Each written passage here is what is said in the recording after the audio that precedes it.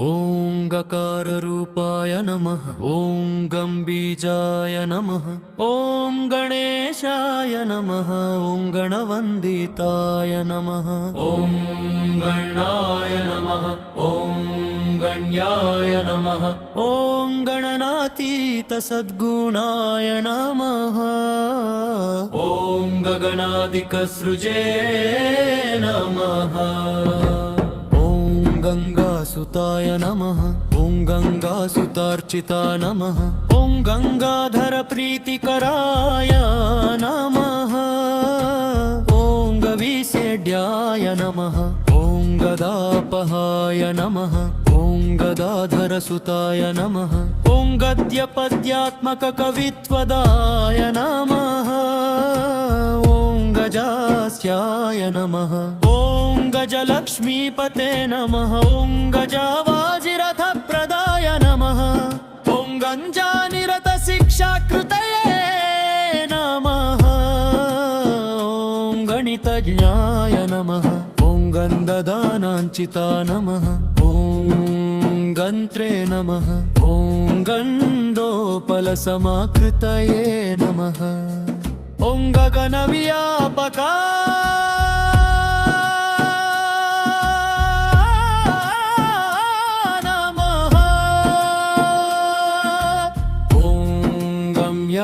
नमः। ॐ गमनादिविवर्जिता नमः। ॐ गन्धदोषहराय नमः। ॐ गण्डभ्रमरकुण्डलाय नमः। ॐ गतागतज्ञाय नमः। ॐ गतिदाय नमः। ॐ गतमृत्यवे नमः। ॐ गतोद्भवाय नमः। ॐ गन्धप्रियाय नमः। ॐ गन्धवाहाय नमः। ॐ गन्धसिन्धुरबृन्दगाय नमः। ॐ गव्यभोक्त्रे नमः। ॐ गर्गादिसन्नुताय नमः। ॐ गरिष्ठाय नमः। ॐ गरविदे नमः। ॐ गर्वहराय नमः। ॐ गरलिभूषणाय नमः। ॐ गविष्ठाय नमः। ॐ गर्जितारवाय नमः। ॐ गभीरहृदयाय नमः। ॐ गदीने नमः। ॐ गलत्कुष्ठहराय नमः। ॐ गर्भप्रबराय नमः। ॐ गर्भार्परक्षकाय नमः। ॐ गर्भाधाराय नमः। ॐ गर्भवासि शिशुज्ञानप्रदाय नमः। ॐ गरुडत्मत्तुल्यजवनाय नमः। ॐ गरुडध्वजवन्दिताय नमः। ॐ गयेडिताय नमः। ॐ गयाश्राद्धफलदाय नमः। ॐ गयाकृतये नमः। ॐ गदाभ्ररावतारिणः। ॐ गन्धर्वनगरार्चिताय नमः। ॐ गन्धर्वगणसन्तुष्टाय नमः। ॐ गरुडात्प्रजवन्दिताय नमः। ॐ गण्डात्रसमाराध्याय नमः। ॐ गर्हणास्तुतिसाम्यधिये नमः। ॐ गर्ताभनाभाये नमः। ॐ गव्यूतिदीर्घतुण्डाय नमः। ॐ गभस्तिमते नमः। ॐ गर्हिताचारदूराय नमः। ॐ गरुडोपलभूषिताय नमः।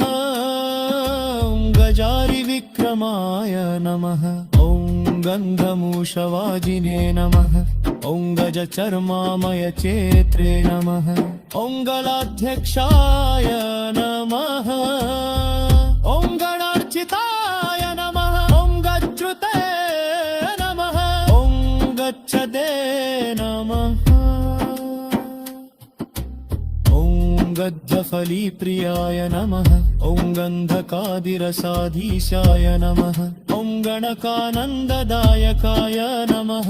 ॐ गरभाभिजनुर्भद्रे नमः। ॐ गङ्गतीगाहनाप्सुकाय नमः। ॐ गन्धूषीकृतवाराशये नमः। ॐ गरिमालधिमादिदाय नमः गवाक्षवत्सौधवासिने नमः ॐ गर्भिताय नमः ॐ गर्भिणीनुताय नमः ॐ गन्धवागलशैलाभाय नमः ॐ गङ्गनैरुङ्गविप्रलाय नमः ॐ गतिदाहाय नमः ॐ गद्गदागरदसंस्तुताय नमः ॐ गर्भैपतये नमः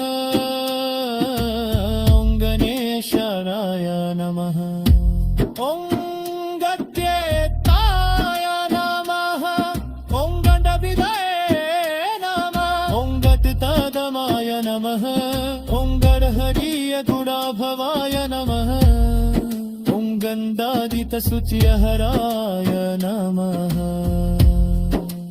ॐ गरधातैतभिक्यशीबलायिष्याबलायकाय नमः